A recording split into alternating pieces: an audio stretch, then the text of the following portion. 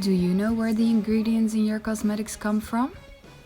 So another higher end highlighter that is absolutely so stunning. वहाँ पे बहुत अंधेरा भी दिखाई देता है और हम लोग को बहुत डर भी लगता है कि हम लोग पता ना कि किधर से क्या गिर The high point of the forehead.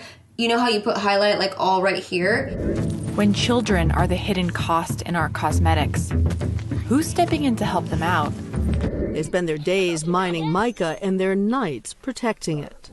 ColourPop highlighters are known to be super blinding.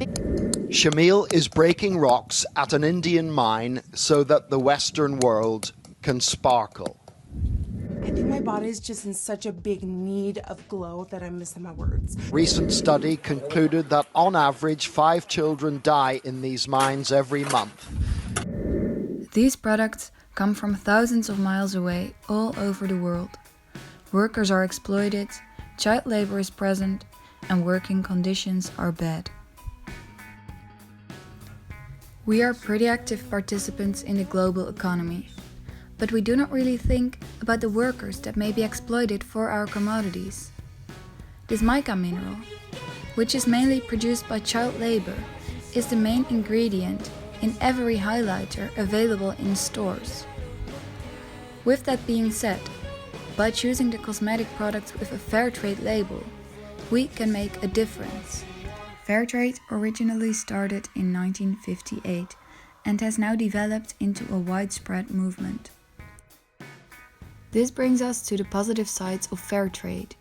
The aim of Fairtrade is to reduce exploitation and empower female workers and producers in rural labor markets. The income of the workers increased because farmers and workers are all required to receive minimum wage. Higher wages for parents will eliminate the need of child labor. Working conditions have improved as well. Work safety is a priority in Fairtrade, and many workers work in conditions that exceed local standards. Besides, discrimination is not allowed, which creates equal job opportunities even for women. So now they can earn up to 3 times more compared to the more conventional corporations. A great example of a cosmetic-related Fairtrade project is the shea butter from The Body Shop. Before The Body Shop came in, poverty was at its peak. Food was a problem, no education, no clinics, nowhere can you go to receive any medical treatment. There's so much change in the lives of these women. The women now can take decisions on their own. The Body Shop has been the pioneer in ethical sourcing with its community trade program. They have an interesting project in Ghana, where women are getting paid fairly for producing shea butter and their lives in general improve. The Body Shop also stands for naturalized products, which is very clear in their advertisements. Women on the ads are represented as in a way connected with nature, romanticized, elegant and revealing their bodies. Here we can also incorporate the concept of ecofeminism, which is actually a movement that sees critical connections between the domination of nature and the exploitation of women. Also, these images communicate the dominant ideology of female beauty as ultra-thin, tall, sexual bodies. Nature in this case is feminized and sexualized. But, unfortunately, there is also a downside to fair trade. I think fair trade is fantastic. It is fantastic at making rich Europeans think that they are good. The cost of becoming certified as fair trade can be so high that it is mostly only attractive for larger companies.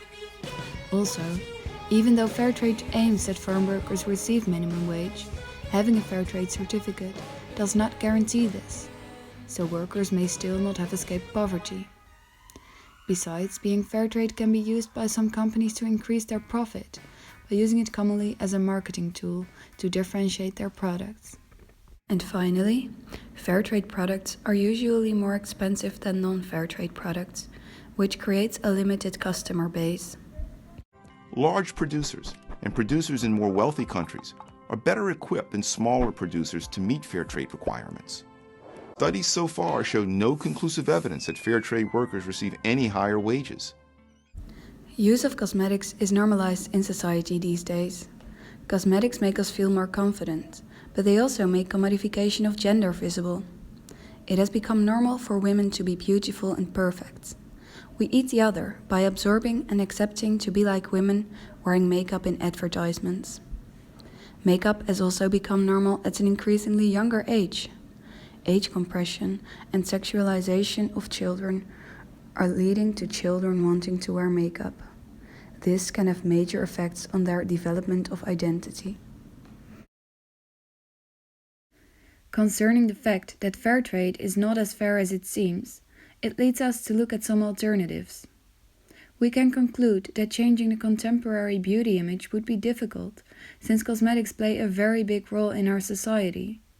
Other options could be to organize cosmetic swaps, but this is not very hygienic and durable. We could also promote making your own local cosmetic products, but this would take a lot of time and is not easy. The habit of buying products in stores will not likely change.